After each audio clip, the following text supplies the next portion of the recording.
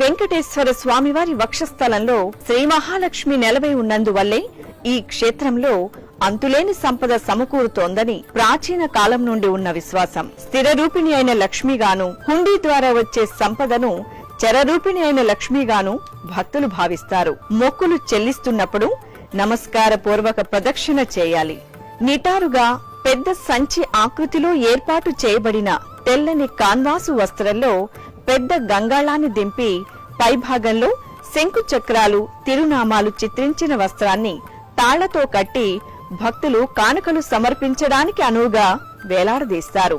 భక్తులు వేసే కానుకలు భద్రంగా సరాసరి పడే ఈ గంగాళాన్ని కొప్పెర అని కూడా అంటారు. 18వ శతాబ్దం నుండి కొప్పెర వంశస్థులు స్వామివారికి హుండీని సమర్పించడం అనుచానంగా వస్తున్న ఆచారం.